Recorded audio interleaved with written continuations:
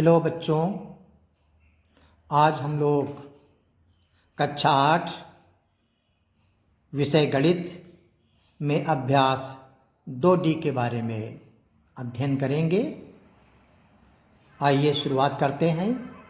पहला प्रश्न, 18,09,025 के वर्गमूल में अंकों की संख्या है। तो मुझे ये ज्ञात करना है कि किसी संख्या के वर्गमूल में अंकों की संख्या कितनी होती है। इसके लिए एक नियम है, जानकारी है। यदि किसी पूर्ण वर्ग संख्या में अंकों की संख्या सम हो तो उसके वर्गमूल में अंकों की संख्या उसके अंकों की संख्या की आधी होती है। यानी जैसे इसी संख्या को ले तो ये संख्या 18,09,025 है। इसमें अंकों की संख्या देखते हैं, 1 2 3 4 5 6 7 सम नहीं है। तो अब अंकों की संख्या कितनी है? संख्या ये 7 है, जो कि विषम है।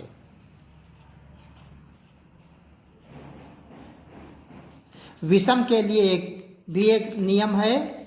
यदि किसी पूर्ण वर्ग संख्या में अंकों की संख्या विषम है तो उसके वर्गमूल में अंकों की संख्या उसके अंकों की संख्या की उत्तरवर्ती संख्या के आधे के बराबर होती है। यानी इस संख्या को लें। पहले प्रश्न में 18,09,025 में अंकों की संख्या 1 2 3 4 5 6 7 में अंक हुए 7, जो कि विषम है।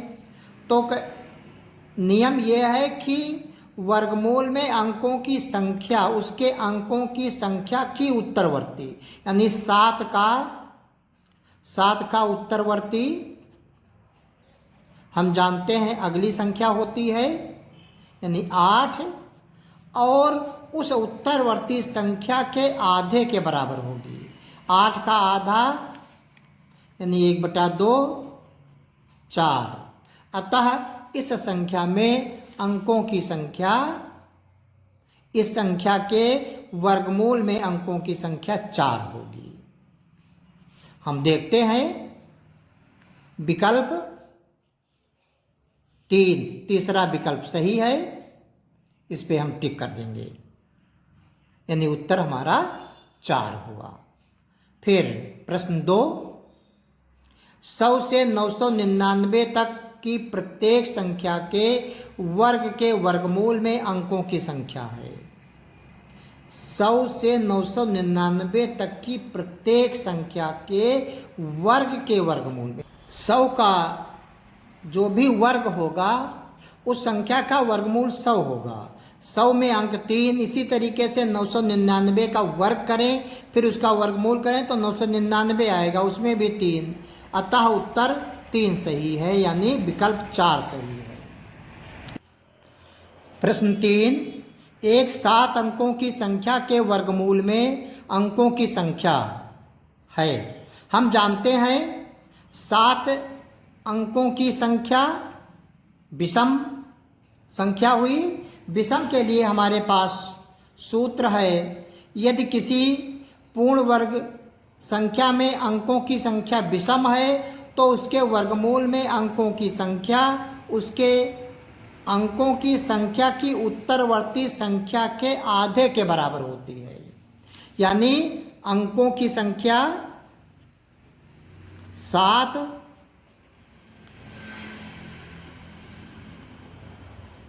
तो 7 की उत्तरवर्ती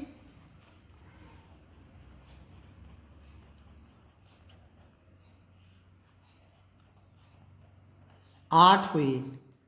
8 का आधा माने 1/2 4 हुआ। अतः 7 अंकों की संख्या के वर्गमूल में अंकों की संख्या 4 होगी। तीसरा विकल्प सही है। प्रश्न 4, किसी संख्या के वर्गमूल में केवल 2 अंक हैं तो वो संख्या है। पहला विकल्प, 1 अंक की या 2 अंकों की। 2 विकल्प, दूसरे विकल्प में कहता 2 अंकों की या 3 अंकों की। तीसरा विकल्प 3 अंकों की या 4 अंकों की। चौथा विकल्प 4 अंकों की या 5 अंकों की। पहले हम ये देखेंगे, अगर किसी संख्या के वर्गमूल में केवल 2 अंक हैं तो उस संख्या में कितने अंक होंगे। इसका उल्टा सोचते हैं।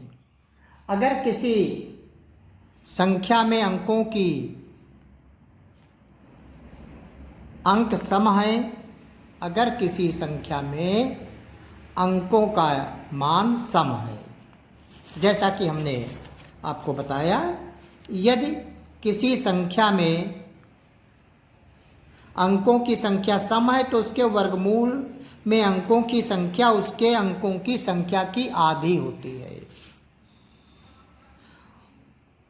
तो चूंकि आधी होती है अगर वो संख्या सम है, यदि वो संख्या सम है, संख्या सम है, सम है, तो यदि वो संख्या सम है तो वर्गमूल में जब संख्या आधी होती है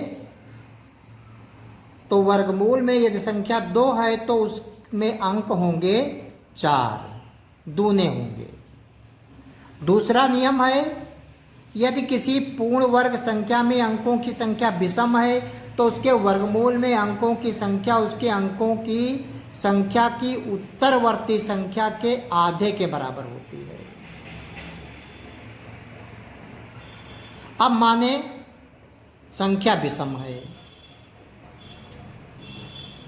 संख्या विषम है, तो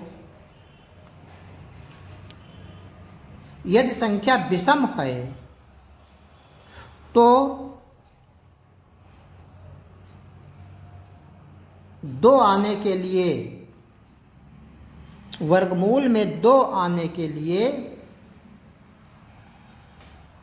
उस संख्या के उत्तरवर्ती संख्या के आधे बराबर होगी। यानी 2 का दूना 4 और 4 से 1 कम 3 में 1 जब जोड़ेंगे तब उसका आधा 2 होगा, तो वो संख्या फिर 3 अंकों की होगी।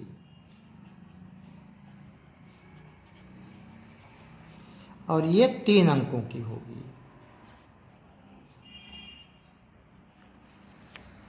अगर कोई 4 अंकों की सम संख्या है तो उसके वर्गमूल में अंकों की संख्या 2 होगी।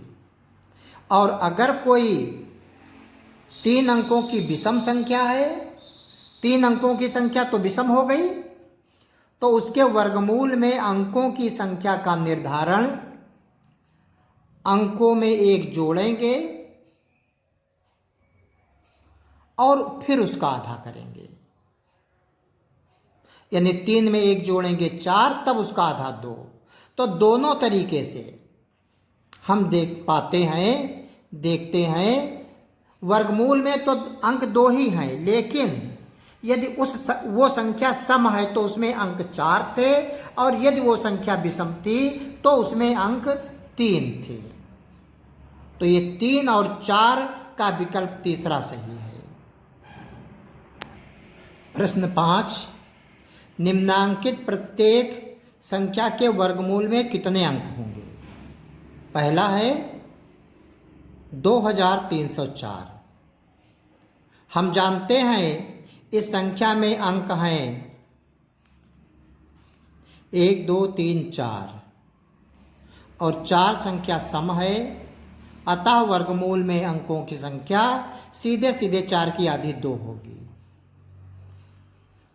दूसरा 75,625, इसमें अंक हैं 1 2 3 4 5, अंक 5 हैं और ये 5 हो गई संख्या विषम, अतः वर्गमूल में अंकों की संख्या ज्ञात करने के लिए इस 5 का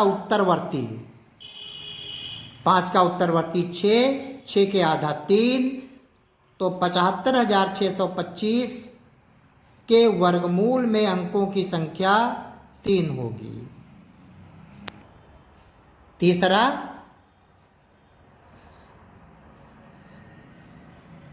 1,66,464, इसमें अंक होंगे, हम गिनेंगे 1 2 3 4 5 6 अंक हैं 6 और 6 सम है, अतः वर्गमूल में अंकों की संख्या सीधे इस 6 का आधा कर देंगे 3 होगी।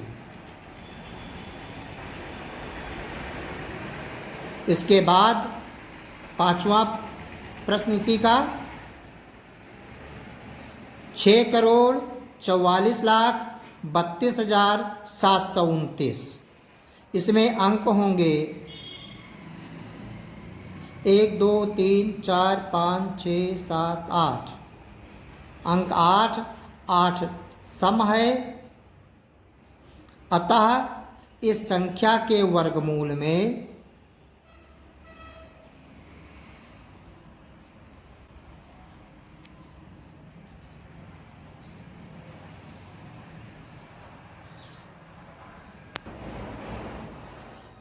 $6,44,32,729 में अंकों की संख्या 8 है जो कि विषम है, अतः इस संख्या के वर्गमूल में अंकों की संख्या 8 की आधी 4 होगी।